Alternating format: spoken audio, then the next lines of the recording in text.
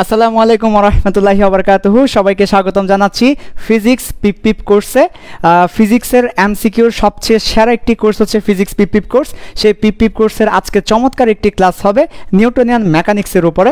Newtonian mechanics, যেটা এই চ্যাপ্টারটা আমরা সবাই পড়ে ফেলেছি, যারা ফার্স্ট ইয়ার আছি, যারা সেকেন্ড ইয়ার আছি, সবাই নিউটনিয়ান মেকানিক্স চ্যাপ্টারটা মোটামুটি কম বেশি পড়েছি। সেই জন্য এই চ্যাপ্টারের উপরে এমসিকিউ ক্লাসটা শুরু করে দিয়েছি। সো তোমাদের সবাইকে স্বাগতম জানাচ্ছি ফিজিক্স পিপ কোর্সে।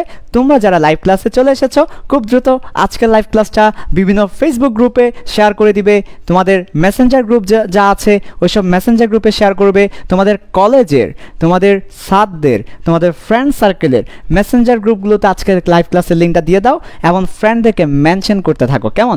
আমি বোর্ডের মধ্যে মোটামুটি লেখা শুরু করি, তোমরা আজকের লাইভ ক্লাসটা খুব দ্রুত ছড়িয়ে দিতে ব্যতিব্যস্ত হয়ে পড়ো।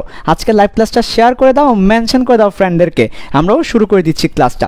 ওকে, সো তোমরা যারা লাইভ ক্লাসে চলে এসেছো, খুব দ্রুত আজকে লাইভ ক্লাসটা বিভিন্ন ফেসবুক গ্রুপে, মেসেঞ্জার গ্রুপে শেয়ার করতে থাকো, যাতে তোমার ফ্রেন্ডরা চলে আসতে পারে, প্লাস ফ্রেন্ডদেরকে মেনশন দিয়ে দাও যাতে করে ওরা ক্লাসটা করতে পারে। কেমন? আমাদের ফিজিক্স পিপ কোর্সে পুরো ফিজিক্স বইয়ের উপরে ফ্রিতে আমরা পুরো বইটা পড়িয়ে দিচ্ছি। বলতে গেলে তোমাদেরকে কনসেপ্ট পড়াচ্ছি, কিভাবে ফার্স্ট এমসিকিউ সলভ করতে সেটাও দেখাচ্ছি। খুবই বস একটি কোর্স হচ্ছে ফিজিক্স পিপ কোর্স। সো আমি চাই তোমাদের সকল ফ্রেন্ড এই কোর্সটা করুক, সেই জন্য তোমরা তোমাদের সকল ফ্রেন্ডকে মেনশন করে দাও, পাশাপাশি তোমাদের কলেজের ফেসবুক গ্রুপ, মেসেঞ্জার গ্রুপে আজকের লাইভ ক্লাসটা শেয়ার করে দাও। ওকে, ঠিক আছে ভাইয়া। সো শুরু করি। ফিজিক্স পিপ কোর্স। আজকে ভাইয়া কত নাম্বার দিন?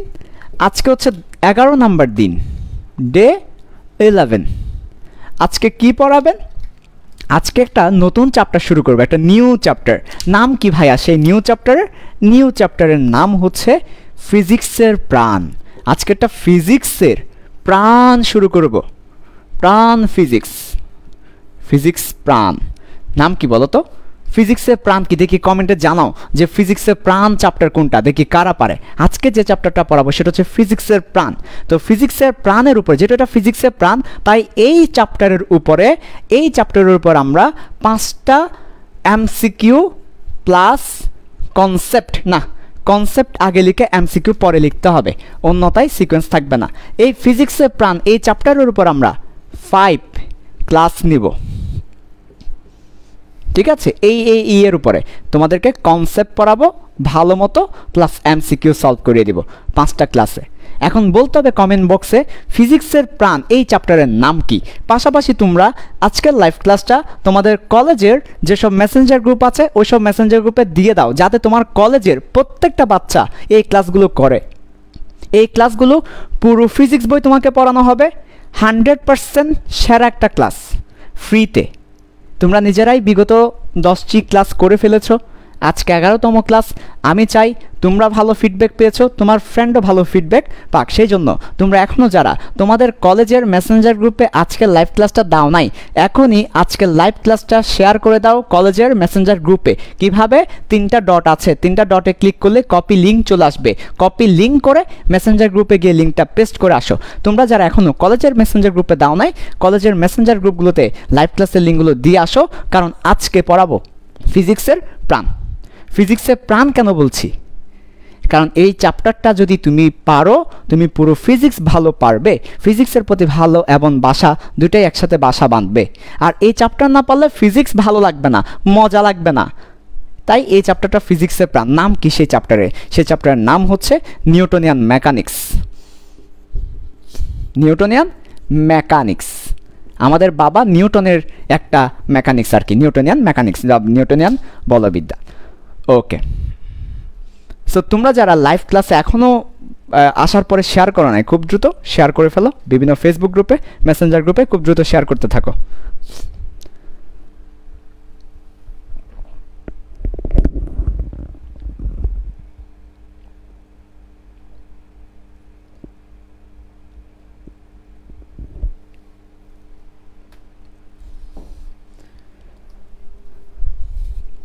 আচ্ছা, সো তোমাদেরকে আবারও স্বাগতম জানাচ্ছি ফিজিক্স পিপ কোর্সে। আজকে 11তম দিন। আজকে আমরা পড়াবো একটা নতুন চ্যাপ্টার শুরু করব। এই চ্যাপ্টারটা ফিজিক্সের প্রাণ। এবং এই চ্যাপ্টারের নাম নিউটনিয়ান মেকানিক্স। এই চ্যাপ্টারের পর 5টা ক্লাস নিব, 5 ক্লাসে কনসেপ্ট প্লাস এমসিকিউ পড়াবো, পুরো চ্যাপ্টারটা কভার দেওয়ার ট্রাই করব। ওকে, আচ্ছা, যেহেতু এটা একটা নতুন চ্যাপ্টার, আমি চাই তোমরা তোমাদের কলেজের সকল ফ্রেন্ডকে জানিয়ে দাও এই ক্লাসের ব্যাপারে। কিভাবে? কলেজের যে ফেসবুক গ্রুপ আছে এবং যে মেসেঞ্জার গ্রুপ আছে সেখানে তোমরা লিঙ্কটা দিয়ে আসবে এবং কলেজের সকল ফ্রেন্ডকে মেনশন করে দিবে। ওকে, আমরা শুরু করে দিচ্ছি আজকের ক্লাসটা। দেখো,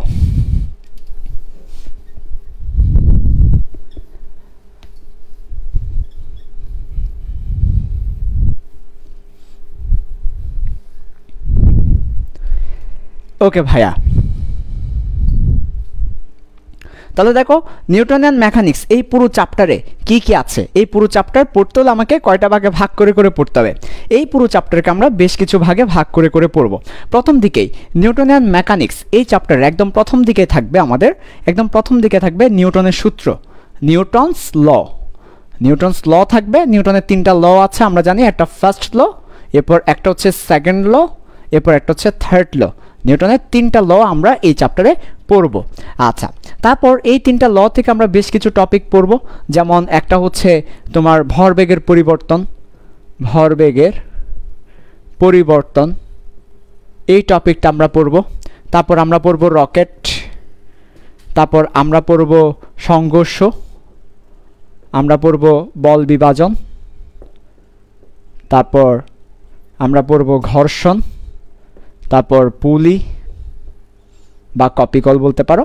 এই টপিকগুলো আমরা পড়ব নিউটনের ল থেকে, ঠিক আছে?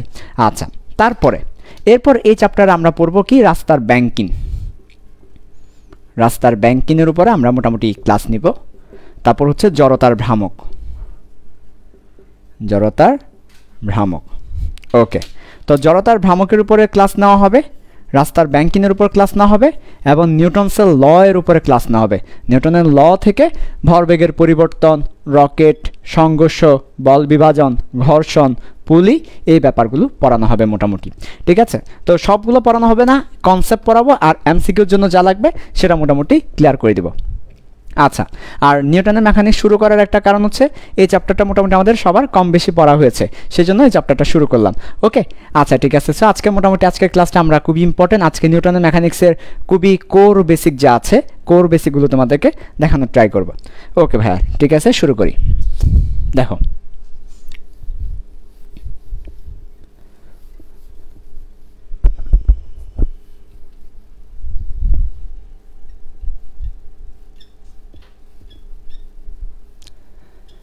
আচ্ছা, একদম প্রথমে কোন একটা বাচ্চা নিউটনের মেকানিক্সে গেলেই সে যে টপিকটা দেখতে পাবে সেটা হচ্ছে জড়তা। জড়তা নিয়ে কথা বলা হয়েছে। তো জড়তা থেকে আমার কী ধরনের প্রশ্ন এমসিকিউতে আসতে পারে? জড়তা থেকে কী ধরনের প্রশ্ন পরীক্ষা আসতে পারে? একটাই প্রশ্ন আসে যে নিচের কোনটি জড়তা নির্দেশ করে। তো আমাদের বই লেখা আছে জড়তা পরিমাপ করার একটা পদ্ধতি হচ্ছে ভর। দেখো, জড়তা মানে কি? জড়তা মানে একটা বস্তু আছে, তো এই যে বস্তু আছে, বস্তুটি স্থির আছে, একটা বস্তু স্থির আছে। আমরা জড়তা পড়াচ্ছিলাম তোমাদেরকে জড়তা থেকে। সো জড়তা মানে কি? দেখো, একটা বস্তু স্থির আছে, এখন সে স্থির থাকতে চাইবে, আর একটা বস্তু গতিশীল আছে, সে গতিশীল থাকতে চাইবে, এটাই জড়তা। যে যেমন আছে তেমন থাকতে চাওয়া জড়তা। তো এখন যে যেমন আছে তেমন থাকতে চাওয়া জড়তা, এটা আমাকে পরিমাপ করতে হবে। কিভাবে পরিমাপ করতে পারি? এই যে জড়তার পরিমাপ করার একটা পদ্ধতি হচ্ছে ভর।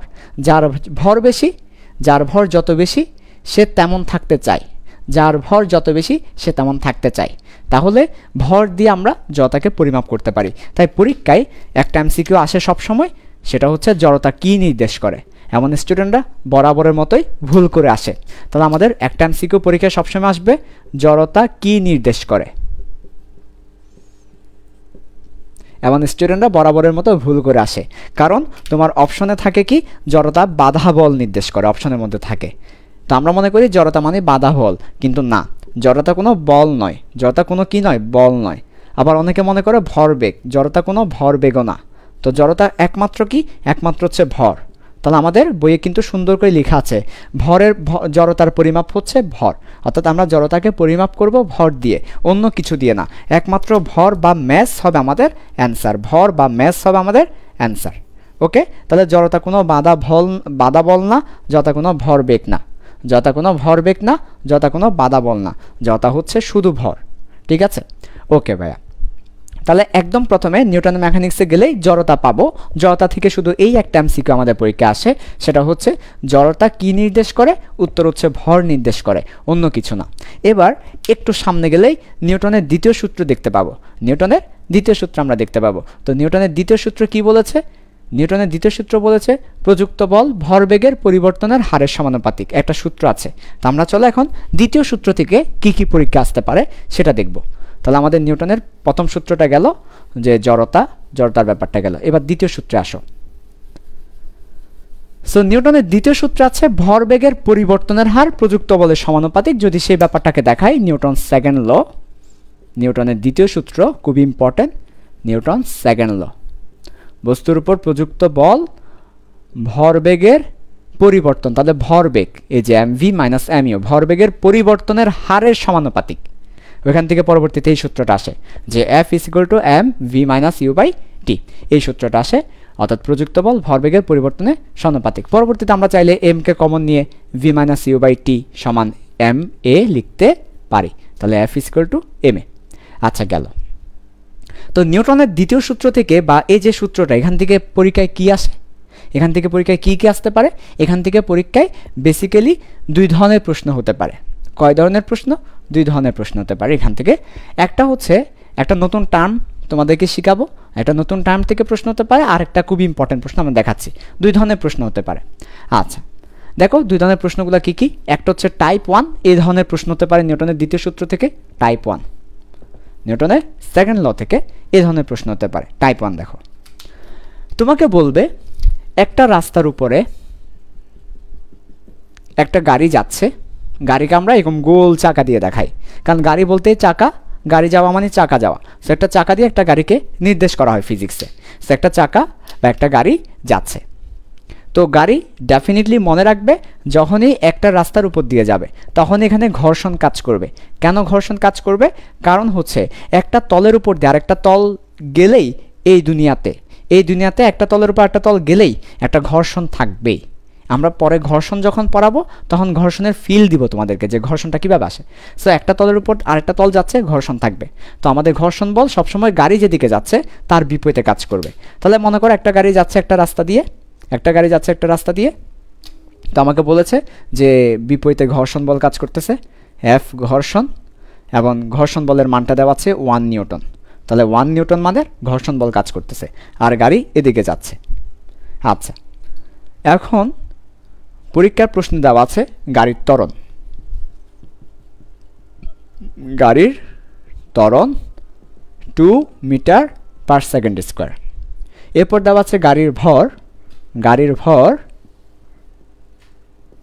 0.5 কেজি, এইটুকু দেওয়া আছে পরীক্ষায়। এরপর আমাকে কি প্রশ্ন করেছে? আমাকে প্রশ্ন করেছে গাড়ির প্রযুক্ত বল কত। এমসিকিউতে প্রতি বছর এই ফরম্যাটের প্রশ্ন আসে। প্রতি বছর এই ফরম্যাটের প্রশ্ন এমসিকিউতে আসে, অনেক সময় সিকিউতে চলে আসে, অনেক সময় ভার্সিটির রিটেন পরীক্ষাগুলোতে কিংবা এডমিশনের রিটেন পরীক্ষাগুলোতে এই টাইপের প্রশ্ন আসে।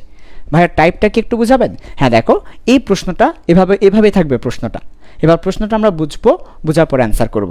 আগে প্রশ্নটা বোঝার ট্রাই করব, তারপর অ্যান্সার করব। ওকে, আচ্ছা। সো প্রশ্নটা একটু বোঝার ট্রাই করি। সবাই ভালো করে খেয়াল করো, পাশে আমি প্রশ্নটা তোমাদেরকে বোঝানোর ট্রাই করছি। এই প্রশ্নটা পাশে বোঝানোর ট্রাই করছি। দেখো, যখন একটা গাড়ি চলে, একটা গাড়ি কিভাবে চলে? মনে করো এটা একটা গাড়ি আর এটা হচ্ছে একটা রাস্তা। সো একটা রাস্তার উপর দিয়ে একটা গাড়ি চলছে। সো গাড়ি কিভাবে চলে? গাড়ির মধ্যে থাকে ফুয়েল মানে জ্বালানি। গাড়ির মধ্যে কি থাকে? ফুয়েল বা জ্বালানি থাকে। তো এই জ্বালানিটা আমরা কি করি? অক্সিজেন দিয়ে বার্ন করি বা পোড়াই। জ্বালানিকে যখন আমরা পোড়াই তখন একটা শক্তি পাই, এই শক্তি দিয়ে গাড়ি সামনে যায়। সোজা কথায় গাড়ি জ্বালানি পুড়িয়ে সামনে যায়। তো জ্বালানি পুড়িয়ে যে একটা শক্তি পায়, এই শক্তিটা কোথায় যায়? ইঞ্জিনের মধ্যে যায়। এই ইঞ্জিন একটা তাকে বল দেয়, এই বল পেয়ে সে সামনের দিকে যায়। আমাকে যখন কেউ একটা বল দিবে বা ধাক্কা দিবে, বল মানে ধাক্কা বলতে পারো, আমাকে যখন কেউ ধাক্কা দিবে আমি সামনে যাব, তেমনি গাড়িকে যখন একটা বল দিবে বা ধাক্কা দিবে গাড়ি সামনে যাবে। গাড়িকে সামনে যাওয়ার জন্য বলটা দিচ্ছে ইঞ্জিন কোথায় থেকে বলটা পাচ্ছে? জ্বালানি থেকে একটা শক্তি পাচ্ছে, এই শক্তিটাই গাড়িকে বল দিচ্ছে। তাহলে আবার বলো, গাড়ির সামনে যায় কেন? কারণ হচ্ছে গাড়ির সামনে যায় গাড়ির ইঞ্জিনের কারণে। গাড়ির ইঞ্জিন অফ হয়ে গেলে গাড়ি আর চলবে না। গাড়ির ইঞ্জিন যতক্ষণ অন থাকবে গাড়ি ততক্ষণ চলবে। কেন? কারণ হচ্ছে গাড়ির ইঞ্জিন গাড়িকে বল দিচ্ছে। কিসের জন্য? সামনে যাওয়ার জন্য। ইঞ্জিন বলটা পাচ্ছে কোথায়? জ্বালানি পুড়িয়ে। তাহলে আমরা সামারি আকারে কি বলতে পারি? আমরা বলতে পারি জ্বালানি পুড়িয়ে ইঞ্জিন একটা বল লাভ করে, ওই বল দিয়ে গাড়ি সামনে যায়। আবার বলছি, জ্বালানি পুড়িয়ে ইঞ্জিন একটা বল লাভ করে, ওইটা দিয়ে গাড়ির সামনে যায়। তাহলে গাড়ির সামনে যাওয়ার জন্য একটা বল আছে, এই বলটা গাড়ির ইঞ্জিন দিচ্ছে। সো আমরা বলবো এফ ইঞ্জিন। তো এটাই গাড়িকে প্রযুক্ত, মানে গাড়িকে এটাই দিচ্ছে আমরা। প্রযুক্ত শব্দের অর্থ কি? প্রযুক্ত শব্দের অর্থ হচ্ছে যা প্রদান করা হচ্ছে, যা গিভ দেওয়া হচ্ছে, গিভেন, যা দিচ্ছি আমরা সেটা প্রযুক্ত, যেটাকে যুক্ত করতেছি, দিচ্ছি। তাহলে এই যে এফ ইঞ্জিন, ইঞ্জিন গাড়িকে বলটা দিচ্ছে, কাজে আমরা চাইলে বলতে পারি এই বলটাকে এফ প্রযুক্ত বল। তাহলে প্রযুক্ত বল বললেই আমরা বুঝে নিব গাড়ির নিজস্ব বল, গাড়ির ইঞ্জিনের বল, যেই বল দিয়ে গাড়ি সামনে যাচ্ছে। আচ্ছা, আর এদিকে কে কাজ করছে? ঘর্ষণ বল কাজ করছে, এফ ঘর্ষণ। তাহলে এদিকে ঘর্ষণ বল কাজ করছে, এদিকে প্রযুক্ত বল কাজ করছে। এখন আমরা কি করব? এখন আমরা লব্ধি নিব। সো আসো এফ লব্ধি। লব্ধি মানে কি? লব্ধি মানে হচ্ছে কোনো বস্তুর উপরে একাধিক বল কাজ করলে, কোনো বস্তুর উপরে একাধিক বল কাজ করলে তখন আমরা কি করি? আমরা ওই সবগুলো বলের লব্ধি নিই, অর্থাৎ যোগফল নিই, মিলিত ফল নিই। তাহলে লব্ধি নিলে কি আসবে? দেখো দেখো এখানে একটা বল এদিকে আছে, অপোজিট দিকে আরেকটা বল আছে। তো আমরা যদি এই বলটাকে পজিটিভ বলি, এফ প্রযুক্ত বল, তাহলে অপোজিট দিকে যেটা থাকবে সেটাকে নেগেটিভ বলবো। তাহলে মাইনাস এফ ঘর্ষণ বল। তুমি আমাকে প্রশ্ন করতে পারো, এটাকে পজিটিভ বলেছেন তাই এটাকে নেগেটিভ বলবেন, আমি চাইলে কি এটাকে পজিটিভ বলে এটাকে নেগেটিভ বলতে পারি? অবশ্যই তুমি পারো, এটাকে পজিটিভ বলে এটাকে নেগেটিভ বলতে পারো, কিন্তু বলবে না। কেন বলবে না? কারণ মনে রাখবে গাড়ি যেদিকে যাচ্ছে সেই বলটা বড়, তো যে বড় গাড়ি সেদিকেই যাবে। তো যেটা বড় সেটাকে পজিটিভ ধরো, যেটা ছোট সেটাকে নেগেটিভ ধরো, যাতে করে বিয়োগ করলে মাইনাস না আসে। বড় থেকে ছোটকে বিয়োগ করলে মাইনাস আসবে না। মাইনাস না আসার জন্য যেটা বড় বল বা গাড়ি যেদিকে যাচ্ছে সেটাকে তুমি পজিটিভ ধরো, যেটা গাড়ি যেদিকে যাচ্ছে না সেটাকে তুমি বাধা হিসেবে নাও, সেটাকে তুমি নেগেটিভ ধরো। মনে করো আমি সামনের দিকে যাচ্ছি, তাহলে আমার সামনের বলটাকে তুমি পজিটিভ ধরো। আমাকে পেছন থেকে একজন আমার শার্ট টেনে ধরেছে, পেছন থেকে টেনে ধরেছে, সে আমাকে বাধা দিচ্ছে, সেটাকে তুমি নেগেটিভ ধরো। তাহলে যেদিকে গাড়ি যায় বা যেদিকে বস্তু যায়, যেদিকে বস্তু গতিশীল হয় ওইটাকে পজিটিভ ধরি সবসময়, আর বস্তু যেদিকে যাচ্ছে না ওইটাকে নেগেটিভ ধরি। তাহলে গাড়ি সামনে যাচ্ছে পজিটিভ ধরো, আর গাড়ি যেদিকে যাচ্ছে না অর্থাৎ বিপরীত দিকটাকে নেগেটিভ ধরো। তাহলে মাইনাসের ব্যাপারটা আর আসবে না। তবে তুমি চাইলে এটাকে পজিটিভ ধরতে পারো, এটাকে নেগেটিভ ধরতে পারো, তখন মাইনাস আসবে। মাইনাস আসলে কি বলবো? মাইনাস আসলে বলবো যেদিকে বল কাজ করতেছে সেদিকে গাড়ি যাচ্ছে না, মানে অপোজিট দিকে যাচ্ছে, এটা বলবো আর কি। আচ্ছা, তাহলে দেখো লব্ধি বল হবে প্রযুক্ত বল মাইনাস ঘর্ষণ বল। এই লব্ধি বলকে অনেক সময় আমরা বলবো এফ কার্যকর বল। অনেক সময় পরীক্ষায় কার্যকর বল বলা থাকবে। কার্যকর বল বলতে কি বোঝায়? যে বলটা অ্যাকচুয়ালি কাজ করতেছে। যেমন ফর এক্সাম্পল আমি মনে করো দেখো একটা জিনিস দেখাই তোমাকে। ফর এক্সাম্পল এখানে দেখো, পাশে দেখো, এই জায়গায় দেখাচ্ছি, নিচে দেখাচ্ছি। ফর এক্সাম্পল এই বস্তুটাকে তুমি টানছো 10 নিউটন বলে, অপোজিট দিকে আমি টানছি 7 নিউটন বলে। তাহলে 10 নিউটন 7 নিউটন। তো দেখো এই বস্তুটা আসলে 10 নিউটন অনুভব করবে না 7 নিউটন, বরঞ্চ এখানে 10 আর 7 কাটাকাটি যাবে, এখানে শুধু 3 নিউটন থাকবে। ওই 3 নিউটন সে অনুভব করে সামনের দিকে যাবে। তাহলে দেখো কি হয়েছে, এখানে 7 নিউটন, এখানে কি হচ্ছে 10 নিউটন। কাটাকাটি করো, কাটাকাটি করার পর বাকি থাকবে 3 নিউটন, ওইটা দিয়ে সে আসলে সামনে যাবে। এটাই হচ্ছে আমার লব্ধিটা, তাই না? আচ্ছা, তো এইটাই আসলে কাজ করতেছে তার উপরে। এই বস্তুর উপর এদিকে 7 দিয়েছি, ওদিকে 10 দিয়েছি, 7ও কাজ করছে না, 10ও কাজ করছে না। যে কাজ করছে সে হচ্ছে 3, কারণ ওই দুটা কাটাকাটি চলে গিয়েছে। যদি আমি এমন করতাম, এখানে 10 নিউটন দিতাম, আল্লাহর খাস রহমত নাজিল হইতো, তাহলে কি হইতো? ওদিকে 10 নিউটন এদিকে 10 নিউটন, তখন যেটা হতো সেটা দুইটাই কাটাকাটি চলে যেত, তখন কাজ করতো 0 নিউটন। তাহলে এই যে অলওয়েজ মনে রাখবা, আমরা মনে করি এটা 7ই রাখলাম, তাহলে মনে রাখবা সবসময় কোনটা কাজ করে? লব্ধি যেটা সেটা কাজ করে। লব্ধি বলটাই আসলে বস্তুর উপর কাজ করে। তাহলে কোনো একটা বস্তুকে আমরা যা দেখি বা বস্তুর উপর যা কাজ করে সেটা লব্ধিটা, তাই এটাকে আমরা কার্যকর বলতে পারি। কার্যকর মানে কাজ করে যেটা সেটা। তাহলে এফ কার্যকর বল সমান এফ প্রযুক্ত বল মাইনাস এফ ঘর্ষণ বল। আচ্ছা, তাহলে এখন দেখো আমাদেরকে বলা হয়েছে গাড়ির ত্বরণ 2 তারপর হচ্ছে মিটার পার সেকেন্ড স্কোয়ার। তো গাড়ির ত্বরণ বলতে কি, গাড়িটা যে ত্বরণে যাচ্ছে, তো গাড়ি কোন ত্বরণে যাবে, কার্যকর। গাড়ি কোন বলে যাবে, কার্যকর বলে যাবে। সবসময় গাড়ি কার্যকর বলে যাবে, কারণ এটাই কাজ করতেছে তার উপরে। তাহলে আমাদেরকে যেটা ত্বরণ দেওয়া আছে সেটা কোন ত্বরণ দেওয়া আছে, সেটা লব্ধি ত্বরণ বা কার্যকর ত্বরণ দেওয়া আছে। তাহলে আমরা এটা বলবো এ, আর তার সাথে ভর M is equal to F প্রযুক্ত মাইনাস এফ ঘর্ষণ। তাহলে মানগুলো বসিয়ে দাও।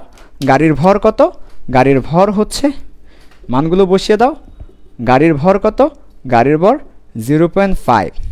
তারপরে এ কত, এ হচ্ছে 2। ওকে, তারপরে এফ প্রযুক্ত, প্রযুক্ত বল কত, প্রযুক্ত বল বের করতে বলেছে। তারপর ঘর্ষণ বল কত, 1 নিউটন। তাহলে আমি ফাইনালি এফ প্রযুক্ত বল কত পাচ্ছি, প্রযুক্ত বল পাচ্ছি আমি এখানে 1 আছে, এখানে গুণ করলে 1 আসবে, মাইনাসটাও পাশে এ নিয়ে আসলে প্লাস আসবে 1 নিউটন। তাহলে আমার 1 নিউটন প্লাস 1 নিউটন সমান 2 নিউটন। তাহলে আমার প্রযুক্ত বল পাচ্ছি 2 নিউটন। অর্থাৎ আমি 2 নিউটন দিচ্ছি সামনের দিকে, কিন্তু ঘর্ষণ 1 নিউটন খেয়ে ফেলছে। অর্থাৎ ঘর্ষণ আমার 1 নিউটন হওয়ায় এটা কি করছে, কমিয়ে দিচ্ছে। ফলে আমার বাকি থাকছে 1 নিউটন। তাহলে আমার বাকি থাকতেছে কি 1 নিউটন। এই 1 নিউটন দিয়ে সে মোটামুটি সামনের দিকে যাবে। তাহলে এটাই হচ্ছে আমার কি, প্রযুক্ত বল 2 নিউটন দিয়েছিলাম কিন্তু কাজ করতেছে 1 নিউটন। তাহলে এই যে এই জায়গায় একটা কনফিউশন সবার মধ্যে কাজ করে, প্রযুক্ত বলের সাথে কার্যকর বলের একটা কনফিউশন সবার মধ্যে কাজ করে। প্রযুক্ত বল হচ্ছে ইঞ্জিন যেটা দিচ্ছে সেটা, আর কার্যকর বল হচ্ছে ইঞ্জিন দেওয়ার পরে ঘর্ষণ কিন্তু তাকে কমিয়ে দিচ্ছে, বাধা দিচ্ছে। ঘর্ষণ বাধা দিচ্ছে, ইঞ্জিন বল দিচ্ছে, ঘর্ষণ বাধা দিচ্ছে। এই দুটা ক্যালকুলেশন করে যেটা অ্যাট লাস্ট পড়ে থাকে, যেটা কাজ করে, সেটাই কার্যকর বল। উদাহরণ এভাবে দেওয়া যায়, তোমাকে 100 টাকা দিয়েছে তোমার বাবা, তুমি তার মধ্যে 20 টাকা কি করেছো, খেয়ে ফেলেছো। তোমার কাছে আছে কত, 80 টাকা। এই 100 টাকাটা হচ্ছে প্রযুক্ত বল, তোমার বাবা তোমাকে দিয়েছে, আর তুমি 20 টাকার খেয়ে ফেলেছো। তোমার কাছে বর্তমানে কাজ করার জন্য আছে 80 টাকা। সো এটাই হচ্ছে কার্যকর বল। তো আমাকে পরীক্ষায় যদি প্রযুক্ত বল বের করতে বলে, এই ফর্মুলা দিয়ে করব, এফ কার্যকর বল সমান এফ প্রযুক্ত বল মাইনাস এফ ঘর্ষণ বল। আর যদি আমাকে কার্যকর বল বের করতে বলে, এই সূত্র দিয়ে করব। কার্যকর বল বলতে প্রযুক্ত বল থেকে ঘর্ষণ বল বাদ যাবে। তাহলে আজকের পর থেকে আমার কোনো বাচ্চা যদি প্রযুক্ত বল এবং কার্যকর বলের মধ্যে গুলাই ফেলে, গুলি করে মেরে ফেলবো। প্রযুক্ত বল, কার্যকর বল, আর গুলানো যাবে না। এটা কোথায় থেকে এসেছে, নিউটনের সেকেন্ড ল থেকে এই প্রশ্নটা প্রত্যেক বছর আসে। ইচ অ্যান্ড এভরি ইয়ার্স এই প্রশ্নটা আসবেই। প্রযুক্ত বল, কার্যকর বলের কাহিনী পারা যাবে ইনশাল্লাহ। ওকে, এরপর আসো ভাইয়া, আরেকটা টাইপ আসবে বলেছি নিউটনের সেকেন্ড ল থেকে।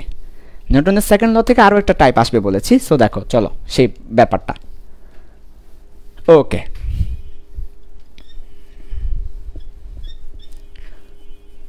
যাই হোক, ভালো করে খেয়াল করো। আর আজকের পর থেকে কোনো লাইভ ক্লাস আমরা রাখবো না, সব ডিলিট করে দিব।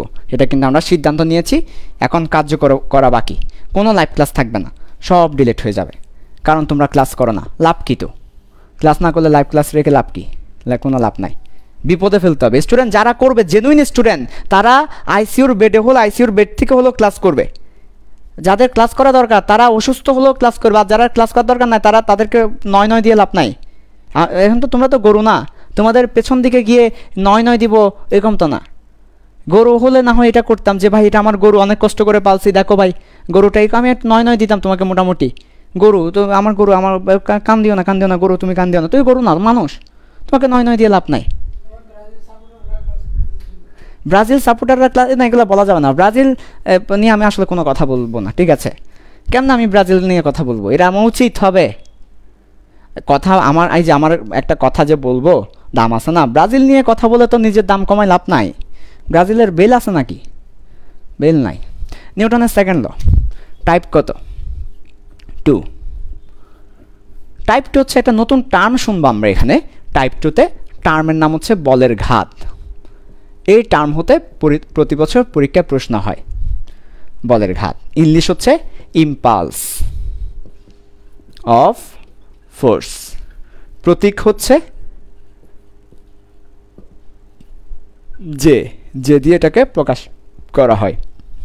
একক হচ্ছে, বলের ঘাতের একক হচ্ছে একটু পরে আসবে, ইকুয়েশন একটু পরে আসবে। প্রতীক হচ্ছে যে, যে দিয়ে এটাকে প্রকাশ করা হয়। সো বলের ঘাত এই ব্যাপারটা কি? ওকে, বলের ঘাত এই ব্যাপারটা অনেকে ফিল করতে পারে না। বলের ঘাত এই ব্যাপারটা অনেকে ফিল করতে পারে না। বলের ঘাত এটা কি? ওকে, চলো আমরা একটু দেখব বলের ঘাত এর ব্যাপারটা কি। মনে করো নর্মালি আগে ইকুয়েশনটা দেখাই, এফ ইজ ইকুয়াল টু আমার কি ছিল, M V minus U divided by T. টিটাকে এই পাশে গুণ করে দাও, তাহলে F into T is equal to M V minus U. এইটাকে আমরা বলি বলের ঘাত। তাহলে বলের ঘাত সমান ভরবেগের পরিবর্তন সমান ডেল পি। ডেল পি মানে ভরবেগের পরিবর্তন। তাহলে আমরা ইকুয়েশন দিয়ে লিখতে চাইলে লিখতে পারি, যদি আমরা ইকুয়েশন দিয়ে লিখতে চাই তাহলে আমরা লিখতে পারি J is equal to del P, এবং এটা ভেক্টর এটাও ভেক্টর। তাহলে বলের ঘাতের সমীকরণ হচ্ছে J is equal to del P, এটা হচ্ছে বলের ঘাত, ইম্পালস অফ ফোর্স, ভরবেগের পরিবর্তন। এবার এটার ফিলিংসটা কি? বলের ঘাত আমরা দেখতে পাচ্ছি বলের সাথে সময়ের গুণফল, বলের সাথে সময়ের গুণফলকে বলের ঘাত বলছি। এটার ফিলিংসটা কি? ওকে, সুন্দর। এটার ফিলিংসটা কি একটু আমরা সবাই দেখব। আচ্ছা, সো দেখো এটার ফিলিংসটা। মনে করো ভাইয়া, এটার ফিলিংসটা দেওয়ার জন্য আমি এইখানে দেখাচ্ছি, ছোট্ট একটা অংশ জুড়েই ফিল দিয়ে দিতে পারবো। মনে করো ভাইয়া একটা কারেন্ট যাচ্ছে, কারেন্ট একটা সিগন্যাল দিয়ে কারেন্ট যাচ্ছে, এদিকে সময় দিলাম টাইম, আর এদিকে দিলাম কারেন্টের মান কারেন্ট আই। তো এই হচ্ছে কারেন্ট, এই হচ্ছে সময়। এখন কারেন্ট সময়, তো কারেন্ট মানে কি? প্রতি সেকেন্ডে যতগুলা ইলেকট্রন যায়, ওই ইলেকট্রনের চার্জের মানটা কারেন্ট। প্রতি সেকেন্ডে যত ইলেকট্রন যায়, তাহলে কারেন্টটা কি? আমাকে একজন বলো কারেন্টটা কি? কারেন্ট হচ্ছে প্রতি সেকেন্ডে যত ইলেকট্রন যায়, প্রতি সেকেন্ডে যত ইলেকট্রন ফ্লো করে ওইটা কারেন্ট। এখন আমি যখন এই কারেন্টের সাথে সময়কে গুণ করে দিব, কারেন্টের সাথে সময় গুণ করলাম, তাহলে কি পাচ্ছি দেখো। আমরা সবাই জানি current I is equal to charge divided by time. তাহলে কারেন্টের সাথে যখন টাইমকে গুণ করে দিব কি পাবো? তখন আমরা পাবো কারেন্টের সাথে টাইমকে গুণ করে দিলাম, তখন আমরা চার্জ পাবো। তাহলে কারেন্টের সাথে টাইমকে গুণ করে দিলে চার্জ পাবো। চার্জ মানে কি? মোট ইলেকট্রন, মোট ইলেকট্রনের চার্জ, অর্থাৎ মোট electron, total number of electron. তাহলে দেখো আমি কারেন্টের সাথে টাইমকে গুণ করলাম, চার্জ পেয়ে গেলাম, অর্থাৎ কী পরিমাণ ইলেকট্রন ফ্লো করতেছে সেটা পেয়ে গেলাম, মোট কতটা ইলেকট্রন যাচ্ছে সেটা পেয়ে গেলাম। মনে করো যে আমি তোমাকে এভাবে বলতে পারি যে আমার কারেন্টের মান 2 অ্যাম্পিয়ার, তাহলে আমি এখানে 2 বসালাম। টাইমের মান মনে করো আমি বললাম যে 5 সেকেন্ড বসালাম, তাহলে আমার 5 সেকেন্ড ধরে 2 অ্যাম্পিয়ার করে করে কারেন্ট ফ্লো হয়েছে। তাহলে 5 সেকেন্ড পরে কতগুলো চার্জ গেল? 10 ইলেকট্রন, 10 চার্জ গেল, 10 কুলম চার্জ ফ্লো হয়েছে। তাহলে আমরা কারেন্টের সাথে সময়কে গুণ করে দিলাম, আমরা চার্জের মানটা পেয়ে গেলাম। সেম কনসেপ্টটা যদি আমরা বলের জন্য অ্যাপ্লাই করি, বলের ঘাত পেয়ে যাব। তাহলে বলের জন্য সেম কনসেপ্ট অ্যাপ্লাই করি, তো জাস্ট কিছুই না, নিচের অংশটা মুছে দিলাম আর উপরের জায়গায় বল বসিয়ে দিলাম, কিছুই না, কারেন্টের স্থানে আমরা বলকে বসিয়েছি। তাহলে দেখো তো কী হবে, জাস্ট এই জায়গায় আমরা ফোর্সকে বসিয়ে দিব, ফোর্স বল। তাহলে বলের সাথে সময়কে এবার গুণ করে দাও, তাহলে আসলে কি পাবো? তাহলে আসলে আমরা যেটা পাবো সেটা হচ্ছে দেখো এফ ইন্টু টি, তাহলে বলের ঘাত পাবো। তো বলের ঘাতটা কি? আসলে বলের ঘাতটা হচ্ছে এই যে আমরা মনে করো তোমাকে হঠাৎ করে একটা থাপ্পড় মারছে, থাপ্পড় যে মারছে 10 নিউটন বলে, তো 10 নিউটন বলে যে থাপ্পড় মারছে, এই যে 10 নিউটন 5 সেকেন্ড ধরে তোমাকে থাপ্পড় মারছে, তবে 5 সেকেন্ড ধরে তোমাকে কেউ আঘাত করছে, তোমাকে কেউ 5 সেকেন্ড ধরে আঘাত করছে, তো তুমি কিন্তু সেকেন্ডে আঘাতটা অনুভব করতেছো। তো ওই 5 সেকেন্ডটা যদি তোমার ওই ইয়ের সাথে গুণ করে দাও, মনে করো 10 নিউটন তোমাকে আঘাত করছে 5 সেকেন্ড ধরে, তাহলে 5 সেকেন্ড ধরে 10 নিউটন আঘাত করাই তুমি মোট যেটা ফিল করবে তাহলে সেটা হচ্ছে 50 নিউটন। তাহলে তুমি প্রতি সেকেন্ডে তুমি 10 নিউটন করে 5 সেকেন্ড ধরে তুমি তোমার ওই থাপ্পড়ের আঘাতটা অনুভব করছো, তাহলে এই যে 50 নিউটন এটা হচ্ছে বলের আঘাত। বলের আঘাত বলতে বল যত সময় ধরে কাজ করে ওই পুরো সময় ধরে যে পরিমাণ বল ফিল হয়, বল ইন্টু সময়, তাহলে পুরো 5 সেকেন্ড ধরে যে পরিমাণ বল তুমি ফিল করবে ওইটা হচ্ছে বলের ঘাত। বলের সাথে সময়কে গুণ করে দাও, বলের ঘাত পেয়ে যাবে। তোমাকে মনে করো কি একজন থাপ্পড় মারছে, 5 সেকেন্ড ধরে মারতেছে তোমাকে, ওই পুরো সময় নিয়ে যে পরিমাণ বল তুমি অনুভব করেছো সেটা হচ্ছে বলের ঘাত। ঠিক আছে, তো বলের ঘাত আসলে কি বোঝায়? ভরবেগের পরিবর্তন বোঝায়। এটা ইকুয়েশন থেকে এসেছে, ভরবেগের পরিবর্তন। তো বলের ঘাত থেকে অনেক সময় পরীক্ষায় প্রশ্ন হবে। যেমন একটা কমন প্রশ্ন একদম প্রতি বছর আসে, আল্লাহর দুনিয়াতে প্রতি বছর এই প্রশ্নটা কেমন আসে আমিও বুঝি না, সো তোমরা একটু করে বুঝো কিনা দেখো। একদম আল্লাহর দুনিয়াতে প্রতি বছর এই প্রশ্নটা আসে। আচ্ছা, তার আগে বলের ঘাতের একক কি তাহলে? যেহেতু বলের ঘাত হচ্ছে বল এবং সময়ের গুণফল, তো বলের ঘাতের একক হবে নিউটন সেকেন্ড। তো নিউটন সেকেন্ড কিসের একক? বলের ঘাতের একক। এই প্রশ্নটা সব সময় আসে, তোমরা পারো কিনা দেখি। একটা দেয়াল আছে, তো এই দেয়ালের মধ্যে কেউ একজন একটা বলকে কি করেছে? নিক্ষেপ করেছে, আবার বলটা বাধা পেয়ে ফিরে এসেছে।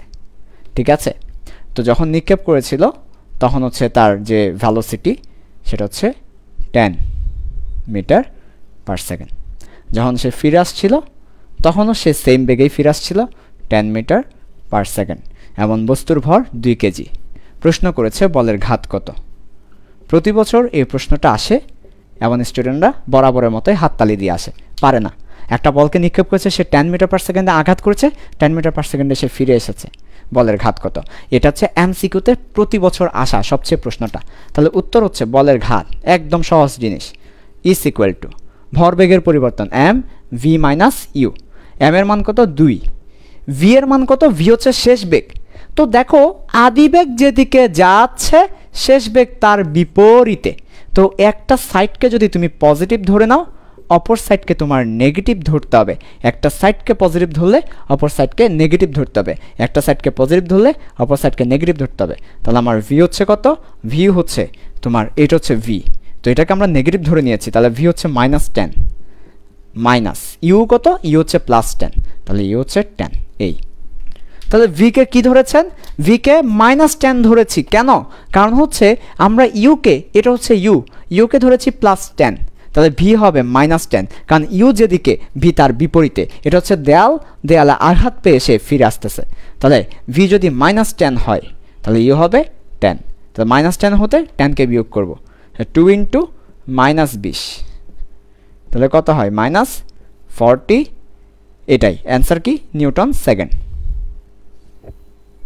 -40 নিউটন সেকেন্ড। বলের ঘাত, যে বলের ঘাতকে যে দিয়ে প্রকাশ করা হয়। তাহলে বলের ঘাত কত? 40 নিউটন। তো শর্টকাট কি? এমসিকিউ শর্টকাটটা কি? এমসিকিউ শর্টকাট হচ্ছে এখানে যা থাকবে ওইটা একটা, তো ওইটা মাইনাস হয়ে যাবে, তো দুইটা যোগ করে দিব, আর এটার সাথে গুণ করে দিব, ভরের সাথে গুণ করে দুইটা যোগ করে দিব। তো দুইটা যোগ করলে 20, 20-এর সাথে 2 40, সামনে একটা মাইনাস দিলে দিলা, না দিলে নাই। মাইনাস কি বোঝায়? মাইনাসটা শুধু দিক বোঝায়, অর্থাৎ বলের দিকটা এই দিকে, বলের ঘাতের দিক হবে এই দিকে, ফিরে আসার দিকে। ঠিক আছে, তো অলওয়েজ মনে রাখবা তোমার বলের ঘাত যদি প্রশ্ন করে উত্তর হবে এই ধরনের যেটা আসে ওইটা বের করার পর যেটা আসে ওইটা অ্যান্সার। তো ভাইয়া আমরা যদি এই সাইডটাকে মাইনাস ধরতাম তাহলে এটা প্লাস হইতো, তখন বলের ঘাত প্লাস আসতো। হ্যাঁ, তুমি কোন সাইডটাকে প্লাস ধরছো কোন সাইডটাকে মাইনাস ধরছো সেটা তোমার উপরে। ঠিক আছে, তবে বলের ঘাতের দিক হচ্ছে শেষের দিকে, বস্তু যেদিকে ফিরে যায় সেদিকে বলের ঘাতের দিক। তো বস্তু এদিকে ফিরে যাচ্ছে, তাই এটা হবে বলের ঘাতের দিক, তাই মাইনাস এসেছে, কারণ এই দিকটা মাইনাস, তাই মাইনাস এসেছে। তাহলে বলের ঘাত কোন দিকে হবে? ফিরে যাওয়ার দিকে হবে। ঠিক আছে, তো এই প্রশ্নটাও পরীক্ষায় সবসময় আসে নিউটনের সেকেন্ড ল থেকে। তাহলে নিউটনের সেকেন্ড ল থেকে দুইটা টাইপের প্রশ্ন হয়, একটা কার্যকর বল প্রযুক্ত বল, একটা বলের ঘাত হতে। আমরা মোটামুটি এই ব্যাপারটাও দেখলাম। এবার নিউটনের তৃতীয় সূত্রে যাব, থার্ড লতে। নিউটনের তৃতীয় সূত্রে যাব। তো নিউটনের তৃতীয় সূত্রে আমরা কি পড়ব? আমরা জানি প্রত্যেকটা ক্রিয়ার একটা সামান্য বিপরীতমুখী প্রতিক্রিয়া আছে, এটা নিউটনের তৃতীয় সূত্র। ওকে, তো চলো আমরা একটু সেটা দেখি।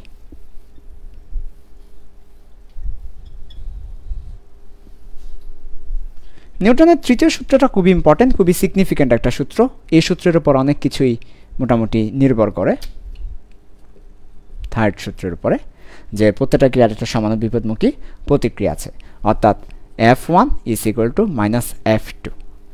পরবর্তীতে এই সূত্র থেকে যদি আমরা একটু সামনের দিকে যাই, আমরা একটু সামনের দিকে গেলে আমরা একটা নতুন সূত্র পাই, M1 U1 + M2 U2 সমান m1v1 প্লাস m2 v2 এবং এই সূত্রটা হচ্ছে ভরবেগের পরিবর্তনের সূত্র। এই সূত্রটা কিসের? ভরবেগের পরিবর্তনের সূত্র। তো এই যে এই সূত্রটাকে কাজে লাগিয়ে আমাদের যে কনসেপ্ট আছে সেটা হচ্ছে এই সূত্রকে কাজে লাগাই আমরা কোথায়? সংঘর্ষের ক্ষেত্রে। সংঘর্ষের অঙ্কগুলো করার ক্ষেত্রে ভরবেগের পরিবর্তনের সূত্রটাকে কাজে লাগানো হয়। তাহলে নিউটনের তৃতীয় সূত্র শিখলে তোমার কি কাজ আসবে? তুমি সংঘর্ষের অঙ্কগুলো ভালো মতো করতে পারবে। তো এখন আমরা সংঘর্ষের ব্যাপারটা দেখব। সংঘর্ষের ব্যাপার দেখার পরে আমরা রকেট পড়ব। রকেটের ক্ষেত্রে এটা কাজে আসে, রকেট। ঠিক আছে, রকেটের ক্ষেত্রেও সেম সূত্রটা কাজে আসবে, রকেট। তো আমরা সংঘর্ষের ব্যাপারটা দেখব, তারপর রকেটের ব্যাপারটা দেখব। ওকে, আচ্ছা আসো। তাহলে নিউটনের তৃতীয় সূত্র থেকে আমরা কি কি দেখব? সংঘর্ষ দেখব আর রকেট দেখব। আচ্ছা ঠিক আছে। তো সংঘর্ষ থেকে প্রতি বছর এমসিকিউতে একটা না একটা অঙ্ক আসেই। সংঘর্ষের অনেক ধরনের টাইপ আছে, সংঘর্ষের ক্ষেত্রে অনেক ধরনের টাইপ আছে। যেমন একটা বোমা বিস্ফোরিত হয়ে গেল, দুইটা টুকরো হলো, সেটা একটা সংঘর্ষের অঙ্ক। অথবা দুইটা বস্তু ছিল, যুক্ত হয়ে গেল, সেটা একটা সংঘর্ষের অঙ্ক। অথবা একটা গাড়ি আরেকটা গাড়িকে মেরে দিল, সেটাও সংঘর্ষের অঙ্ক। তো একটা আমরা প্রশ্ন দেখব যেটা প্রতি বছর পরীক্ষায় মোটামুটি আসে, সেটা হচ্ছে 30 কেজি ভরের বোমা বিস্ফোরিত হলো। ঠিক আছে, 30 কেজি ভরের বোমা বিস্ফোরিত হয়ে 2 টুকরা হলো। 1 নম্বর কথা। তাহলে 30 কেজি ভরের একটা বোমা ছিল, 2 টুকরা হয়ে গেল। বিশাল বোমা, কিন্তু 30 কেজি বুঝো, 30 কেজি ভরের বোমা মানে কিন্তু অনেক বিশাল বোমা। 2 টুকরা হয়ে গেছে। তো ছোট টুকরা বা টুকরো বড় টুকরোর অর্ধেক, অর্থাৎ বড় যেটা সেটার অর্ধেক হচ্ছে ছোটটা, বড় টুকরোর অর্ধেক। 2 নাম্বার হিন্টস বা 2 নাম্বার কথা। আচ্ছা, তারপরে প্রশ্ন করেছে কি দেখো ভালো করে। তারপরে প্রশ্ন করেছে বড় টুকরো 18 মিটার পার সেকেন্ড বেগে উত্তর দিকে গেলে ছোট টুকরো কোন দিকে যাবে? কত বেগে কোন দিকে যাবে? তাহলে বড় টুকরো যদি উত্তর দিকে যায় 18 মিটার পার সেকেন্ড বেগে, তাহলে ছোট যে টুকরোটা আছে সেই ছোট টুকরো কোন দিকে কত বেগে যাবে? এমসিকিউতে আসা একটা ফেমাস কোয়েশ্চেন, খুবই ফেমাস কোয়েশ্চেন। এটা হয়তো দেখা যেতে পারে তোমাদের বোর্ড পরীক্ষায়ও চলে আসতে পারে। তো বলছে 30 কেজি ভরের বোমা বিস্ফোরিত হয়ে 2 টুকরো হলো, ছোট টুকরো বড় টুকরোর অর্ধেক, বড় টুকরো 18 মিটার পার সেকেন্ড বেগে উত্তর দিকে গেলে ছোট টুকরো কোন দিকে কত বেগে যাবে? এবং প্রশ্নটা তোমার অ্যান্সার করার জন্য সময় থাকবে অনলি 30 সেকেন্ড। 30 সেকেন্ডের মধ্যে তোমাকে পুরো প্রশ্নের অ্যান্সারটা দিতে হবে। এর মধ্যে প্রশ্ন পড়তে হবে, তোমাকে অ্যান্সারও দিতে হবে। তো সেটা কখনো তুমি একটা প্রশ্ন পড়েই 30 সেকেন্ড অ্যান্সার করতে পারবে এটা আশা করা ঠিক না। তোমাকে আগে থেকে কি থাকতে হবে? প্রিপেয়ার থাকতে হবে। তাই পিপ কোর্স তোমাকে প্রিপেয়ার করছে। এই ধরনের প্রশ্ন তুমি এখানে সলভ করে গেলে পরীক্ষার হলে গিয়ে তুমি ওই ব্যাপারটা এক্সপেরিয়েন্সটা কাজে লাগাতে পারবে। আচ্ছা দেখো, কোনো ক্লাসে আসলে বৃথা যাবে না। তুমি যে কষ্ট করছো এই কষ্ট বৃথা যাবে না। তুমি যদি এই ক্লাস না করতে তোমার টাইমটা পাস হয়ে যেত, হয়তো দেখা যেত মোবাইল টিপে, হয়তো ফ্যামিলির মানুষের সাথে গল্প করে, হয়তো এদিক ওদিক করে তোমার টাইমটা পাস হয়ে যেত। কিন্তু তুমি ক্লাস করছো, ক্লাসটা করা হয়ে যাচ্ছে। This is call utilise of your time. সব সময় যত বেশি পারো ক্লাস করবে। অনেকে বলে অনলাইন ক্লাস করলে চোখের সমস্যা হয়। পড়াশোনার জন্য চোখকে বিসর্জন দিতে হবে। চোখে হালকা সমস্যা হবেই। প্রত্যেকটা ক্রিয়ার একটা সমান বিপদমুখী প্রতিক্রিয়া আছে। তুমি ক্লাস করবে, তুমি আরেকজনের চেয়ে এগিয়ে যাচ্ছ, তো তোমার কিছু স্যাক্রিফাইস করতে হবে না? আরে ভাই, দুনিয়ার সব কিছু তুমি পেতে চাইলে তো হবে না। তুমি চাচ্ছ তুমি বুয়েটে ফার্স্ট হবে, কিন্তু উইথাউট এনি কষ্ট, without any pain, without any damage, এটা হতে পারে না। তুমি যখন পড়াশোনা করবে তোমার চেহারা সৌন্দর্য কমবে, তুমি ওই ছেলের মতো পাং করতে পারবে না। ওই ছেলে সেলুনের মধ্যেই মনে করো যে 5 ঘন্টা 6 ঘন্টা সে স্টাইল করতে করতে তার দিন চলে যায়। ওই মেয়ে 10 প্যাচ দিয়ে হিজাব পরে, ওইরকম তুমি পারবে না। ওর মতো ঢং করে 10টা 20টা হিজাব পড়তে পারবে না, ঢং করে করতে পারবে না, ছেলের মতো পাং করতে পারবে না। তুমি পড়াশোনায় ব্যস্ত। তুমি যদি সব আশা করো তো হবে না। তেমনিভাবে অনেকে বলে অনলাইন ক্লাস করলে চোখের সমস্যা, এই সমস্যা, মাথা ব্যথা, একটু তো মাথা ব্যথা করবেই, একটু তো চোখের সমস্যা হবেই, তাহলে তুমি ক্লাস বাদ দিবে? তোমাকে ওইভাবে কাস্টমাইজ করে নিতে হবে, তোমাকে ওইভাবে করে মেনে নিয়ে সব করতে হবে। তুমি অন্য চেয়ে এগিয়ে যাচ্ছ, কষ্ট না করলে তো তুমি ওখানে যেতে পারবে না। আরে বাবা, 1 লক্ষ স্টুডেন্ট তোমার পরীক্ষা দিবে, তোমার সাথে মাত্র 1000 স্টুডেন্ট নিবে, তো তুমি তুমি কীভাবে আশা করো যে তুমি without any pain, without going through any পেইনের মধ্য দিয়ে যাওয়া ছাড়া আমি 1000-এর মধ্যে ঢুকে যাব? এমন তো হতে পারে না, এমন তো হতে পারে না, হতে পারে না। তো কী করতে হবে? ওই কষ্ট করতে হবে। যারা বলে আলালের ঘরের দুলাল, আলালের ঘরের দুলাল হয়ে লাভ নাই, কষ্ট করো, ক্লাস করো। যাদের জন্য, যারা ক্লাস করতে পারবে, সব কিছুর স্যাক্রিফাইস করে, তাদের জন্য আগামী ভবিষ্যৎ। ওকে, তাহলে 30 কেজি ভরের বোমা বিস্ফোরিত হয়ে 2 টুকরা হয়ে গেল, ছোট টুকরা বড় টুকরোর অর্ধেক। সাথে সাথেই আমার মাথায় কি চলে আসবে? ধরি। কি ধরবো দেখো। তাহলে বড় টুকরো কত? আমি আগে পুরো অঙ্কটা করে দিই, তারপর শর্টকাট দেখাবো। বড় টুকরো কত? m1, ছোট টুকরো m2, অথবা m বিগ m স্মল নিতেই পারো। এভাবে নিলেও তুমি বুঝতে পারবে, m বিগ m স্মল, অর্থাৎ বড় টুকরো ছোট টুকরো। আচ্ছা, তো আমরা কি বলতে পারি? আমরা বলতে পারি 2 × m স্মল। কেন বললেন? কারণ হচ্ছে অর্ধেক, বড় টুকরোর অর্ধেক। তাহলে হচ্ছে যে ছোট টুকরোকে দ্বিগুণ করলে বড় টুকরো সমান হয়। ঠিক আছে, এখান থেকে ভর বের করে ফেলতে পারো। আরে একটা বস্তু ছিল, সেই বস্তু 2 ভাগে ভাগ হলো, তাই না? তাহলে এই বস্তু 2 ভাগে ভাগ হয়েছে, তো একটা m বিগ, একটা m স্মল, দুইটা যোগ করলে কি পাবো? দুইটা যোগ করলে ওই আগের টুকরোটা পাবো। তো আগের টুকরো কত ছিল? 30 কেজি ছিল। তাহলে আসলে 30 কেজি সমান m big plus m small. কাজে আমরা এখান থেকে বলতে পারি, আমরা বলতে পারি যে m big plus m small is equal two 30। আমরা বলতে পারি 2m small plus m small is equal two 30। আমরা বলতে পারি m small is equal two 30/3 সমান 10 কেজি। তাহলে m স্মল হচ্ছে 10 কেজি আর m বিগ হচ্ছে 20 কেজি। বাট MCQতে এত ক্যালকুলেশন করার টাইম কই? না, টাইম নেই। তাহলে আমরা কি করব? আমরা করব 30 2 ভাগে ভাগ হলো, 30 2 ভাগে ভাগ হলো, তো বড় টুকরো ছোট টুকরো অর্ধেক, তো 30 2 ভাগে ভাগ হইলো, তাই 30 কেমনভাবে ভাগ করো যেন দ্বিগুণ হয়, তা একটা 10 হলে একটা 20 হবে। কমন সেন্স, মাথা ফার্স্ট কাজ করতে হবে। 30কে 2 ভাগে ভাগ করো যেন একটা অর্ধেক একটা দ্বিগুণ হয়, তো 30কে 2 ভাগে ভাগ করো, একটা অর্ধেক একটা দ্বিগুণ হয়, 10 আর 20, 10 20 30, 1 2 3, সিম্পল ব্যাপার। আমি 1 টাকা, তুমি 2 টাকা, মোট 3 টাকা, 10 20 30। অথবা তুমি যদি মাথায় না আসে ক্যালকুলেশন করে ফেলো। তাহলে হচ্ছে আমার একটা 10 কেজি, একটা 20 কেজি। এবার বলছে বড় টুকরো 18 মিটার পার সেকেন্ড বেগে উত্তর দিকে গেলে ছোট টুকরো কোন দিকে কত বেগে যাবে? ভরবেগের সংরক্ষণশীলতা। যখনই বলবে বোমা বিস্ফোরণ অথবা গাড়িকে মেরে দিয়েছে, তখনই বুঝতে হবে সংঘর্ষ। বোমা বিস্ফোরণ, গাড়িকে মেরে দিয়েছে, সংঘর্ষ। তাহলে আসলে ভরবেগের সংরক্ষণশীলতা। তো একটা বোমা বিস্ফোরিত হলো, তো বোমা বিস্ফোরিত হওয়ার আগে কি বোমা গতিশীল ছিল নাকি? বোমা তো স্থির ছিল, হঠাৎ করে ফেটে গেছে। তো বোমা তো স্থির, এটা বলে নাই প্রশ্নের মধ্যে। বোমা যে স্থির আছে, বোমা বিস্ফোরিত হওয়ার আগে বোমা স্থিরই ছিল, বুঝে নিতে হবে। বোমা বিস্ফোরিত হওয়ার পরে সেটা ভাস্ট করেছে, তাহলে বোমা কিন্তু স্থির, ফলে তার আদি ভরবেগটা শূন্য। তাহলে আদি বোমার ভর ক্যাপিটাল M এবং তার সাথে যে বেগ ক্যাপিটাল V ইজ ইকুয়াল, অথবা ক্যাপিটাল ইউ বলতে পারো, আদি ভরবেগ তো ইউ বলো, MU is equal two M big B big plus M small V small. অর্থাৎ আদি ভরবেগ সমান শেষ ভরবেগ, P ইনিশিয়াল আদি ভরবেগ সমান P ফাইনাল শেষ ভরবেগ। আদি ভরবেগ হচ্ছে ক্যাপিটাল M ক্যাপিটাল ইউ, শেষ ভরবেগ এটা। এবার আসো ভাইয়া, ক্যাপিটাল M কত? 30 কেজি, কিন্তু আনফর্চুনেটলি ইউ 0। হোয়াই? কারণ হচ্ছে বোমা স্থির ছিল। তাহলে আমরা পাচ্ছি এখানে M বিগ কত? 20 কেজি, B বিগ কত? বড় টুকরার বেগ 18। উত্তর দিকে সেটা আসবে পরের ব্যাপার, সেটা আসবে পরে। প্লাস M স্মল কত? 10 কেজি, V স্মল কত? বের করতে হবে।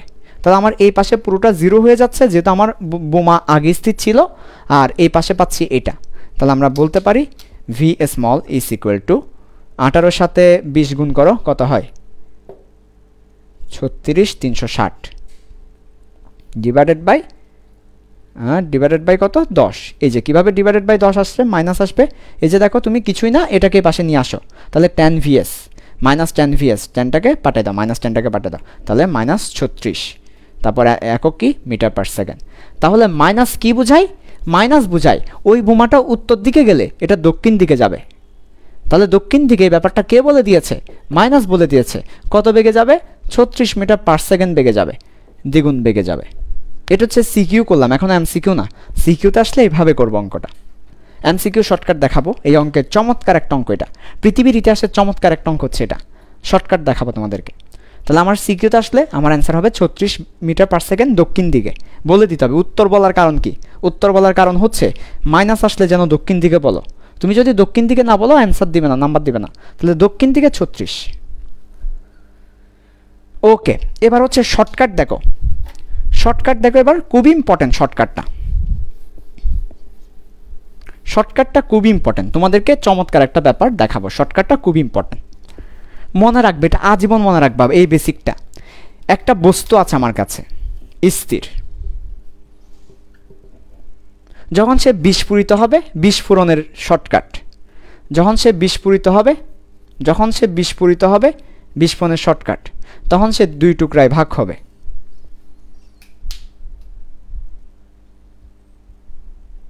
তো স্থির ছিল, বিস্ফোরণের পর 2টা টুকরা হলো। সব সময় মনে রাখবা এটার ভরবেগ যা হবে, এই যে এই টুকরা পি, এটাকে বললাম 1, P1 এর ভরবেগ যা হবে P2 এর ভরবেগ এক্স্যাক্টলি তাই হবে, শুধুমাত্র মাইনাস বিপরীত দিকে। যে কোনো বোমা বিস্ফোরণের শর্টকাট হচ্ছে এটা, যে কোনো বোমা বিস্ফোরণের শর্টকাট হচ্ছে এটা। স্থির বোমা যদি বিস্ফোরিত হয়, স্থির একটা বোমা যদি বা স্থির একটা বস্তু যদি 2 টুকরাতে ভাগ হয়, একটার ভরবেগ যার একটার ভরবেগ তাই, তাহলে এটা যদি P1 হয় এটাও P1ই হবে, শুধুমাত্র মাইনাস। এটা P1 হলে এটাও P1 হবে, শুধুমাত্র মাইনাস, দুটাই সেম হবে। ঠিক আছে, একদম সেম সেম হবে। তাহলে একটা যদি P1 হয় আরেকটাও কি হবে, মাইনাস P1ই হবে, শুধু মাইনাস হবে, P1 হবে। আচ্ছা, মানে সেম সেম। তাহলে এটা যা, এটা আসলে তাই হবে। তো এখান থেকে আরও কি শর্টকাট আনা যায় দেখো, আরও কি শর্টকাট আনা যায়। তো P মানে ভরবেগ, তাহলে একটার ভরবেগ M1 V1 আর এটা কি M2 V2। তো এখান থেকে আরও কি শর্টকাট আনা যায় দেখো, আরও কি শর্টকাট আনা যায়, ভালো করে খেয়াল করো। এখান থেকে আরও শর্টকাট আনা যায়, এখান থেকে আমরা বলতে পারি M1/M2 সমান মাইনাস V2/V1। এটা হচ্ছে এখানে দারুণ শর্টকাট। কেমনে লিখলেন, মনে করো একটা বস্তু 1 M1 V1 আর একটা বস্তু 2 M2 V2, তো দুইটা তো সমান, 1 আর 2 তো সমান, শুধু মাইনাস। তাহলে M2কে নিয়ে আসো, M1/M2 সমান মাইনাস V2/V1, অর্থাৎ ব্যস্তানুপাতিক। কি পাতিক, M1/M2, এই যে অনুপাত, এই অনুপাত এখানে V2/V1, এখানে 1/2, এখানে 2/1, এই অনুপাতকে বলা হয় ব্যস্ত অনুপাত, ব্যস্তানুপাত, অর্থাৎ বিপরীত। এটা কখন, বোমা বিস্ফোরণের শর্টকাট। তাহলে বোমা বিস্ফোরণের শর্টকাট কি, ভরবেগ সেম থাকবে বিপরীত দিকে, আর আরেকটা বেসিক কি, আরেকটা বেসিক হচ্ছে ভরের সাথে বেগ ব্যস্তানুপাতে থাকবে, অর্থাৎ যার ভর বেশি তার বেগ কম, যার বেগ কম তার ভর বেশি। তাহলে দেখো আমাকে বলেছে ছোট টুকরা বড় টুকরার অর্ধেক, তাহলে ছোট যেটা সেটা বড় টুকরার অর্ধেক হলে তার বেগ হবে দ্বিগুণ, ভর অর্ধেক হলে বেগ দ্বিগুণ হবে, ব্যস্তানুপাতিক সম্পর্ক। যার ভর অর্ধেক তার বেগ দ্বিগুণ, ব্যস্তানুপাত না তাই। তাহলে বড় টুকরার বেগ যদি 18 হয়, চোখ বন্ধ করে বলে দিবা, একদম চোখ বন্ধ করে, বড় টুকরাটা হবে 36 এবং মাইনাস, কারণ একটা যেদিকে আরেকটা তার বিপরীতে, মাইনাস 36, অর্থাৎ একটা উত্তর দিকে গেলে আরেকটা দক্ষিণ দিকে, আর দ্বিগুণ হয়ে যাবে। কিসের জন্য বেগ দ্বিগুণ হবে, ভর অর্ধেক তাই, ব্যস্তানুপাতিক সম্পর্ক। বোমা বিস্ফোরণের শর্টকাট, বোমা বিস্ফোরণের ক্ষেত্রে ভর বেগের ব্যস্তানুপাতে থাকে। তাহলে আমার ভর যদি দ্বিগুণ হয়, ভর যদি দ্বিগুণ হয় বেগ অর্ধেক হবে, আর ভর যদি অর্ধেক হয় বেগ দ্বিগুণ হবে। তাহলে এই প্রশ্নটা আমরা এমসিকিউতে আসলে শর্টকাটে অ্যাপ্লাই করব, আমাকে বেগ যেটা দিবে তা দ্বিগুণ করে দিব, বড় টুকরার বেগ দেওয়া থাকলে দ্বিগুণ করে দিব। ওকে, আচ্ছা, তো আজকে এইটুকুই থাকবে, আমরা আগামী দিন তোমাদেরকে বাকি কনসেপ্টগুলো দেখাবো। তো মোটামুটি তোমরা নিয়মিত ক্লাস করবে, আদারওয়াইজ ক্লাসগুলো ডিলিট করে দেওয়া হবে। ঠিক আছে, আল্লাহ হাফেজ, আসসালামু আলাইকুম।